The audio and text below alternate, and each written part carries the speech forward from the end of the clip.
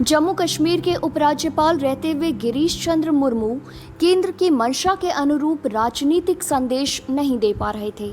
कई मामलों में इस केंद्र शासित प्रदेश की टॉप ब्यूरोक्रेसी और पूर्व ब्यूरोक्रेट उपराज्यपाल मुर्मू के बीच सहमति नहीं बन पा रही थी।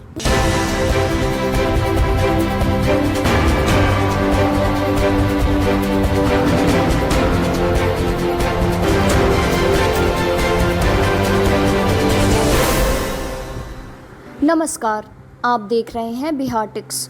बिहार टिक्स के ओपन सिग्नल में आज जम्मू कश्मीर की बात। इस केंद्र शासित प्रदेश की बागडोर अब मनोज सिन्हा के हाथों में होगी। इस रिपोर्ट में अंदर खाने की कई बातें। अनुच्छेद 370 समाप्त होने के एक साल बाद जिस तरह का संदेश जाना चाहिए था, उसके विपरीत मुर्मू के बयान विवादों की वजह बने।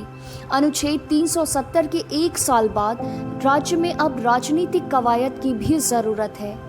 जिस तरह से कुप्रचार का एजेंडा सीमा पार से चल रहा है, उसका राजनीतिक जवाब यहाँ की जमीन से जाना चाहिए। मनोज सिन्हा को इसी रणनीति के तहत उपराज्यपाल बनाया गया है।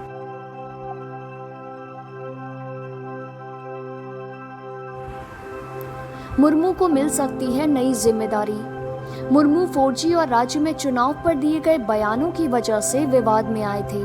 मुर्मू ने अनुच्छेद 370 समाप्त होने के एक साल पूरे होने के मौके पर बुधवार को अपने सभी मेल मुलाकात के कार्यक्रम रद्द कर दिए थे और वो जम्मू चले गए थे। 1985 बैच के IAS अफसर रहे मुर्मू गुजरात के तत्कालीन मुख्यमंत्री नरेंद्र मोदी के प्रधान सचिव रहे थे। उन्हें PM मोदी का भरोसेमंद माना जाता है, इसलिए संभव है कि उन्हें कोई नई जिम्मेदारी दी जाए। राम माधव ने जताई खुशी।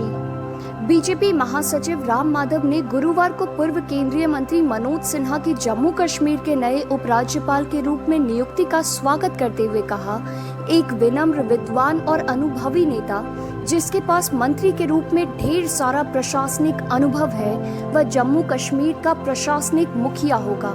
जम्मू कश्मीर नए जोश के साथ विकास के रास्ते पर आगे बढ़ेगा। आपको बता दें कि जम्मू कश्मीर के साथ साथ उत्तर पूर्व के राज्यों के मामलों में राम माधव को बीजेपी के प्रमुख रणनीतिकार में शुमार किया जाता है और पार्टी की गतिविधियों को इन क्षेत्रों में लागू करवाने में राम माधव की अहम भूमिका रही है। अब मनोज सिन्हा के बारे में सब कुछ जानिए। काशी हिंदू विश्वविद्यालय के छात्र संघ का अध्यक्ष बनने के साथ ही 1982 से अपने राजनीतिक करियर की शुरुआत करने वाले मनोज सिन्हा उत्तर प्रदेश के संसद के सदस्य रहे हैं। वर्ष 1989 से 1996 के बीच में वे राष्ट्रीय परिषद के सदस्य थे। वर्ष 1996 में मनोज सिन्हा 11वीं लोकसभा के लिए निर्वाचित हुए और वर्ष 1999 में उन्हें फिर से 13वीं लोकसभा के लिए पुनः निर्वाचित किया गया।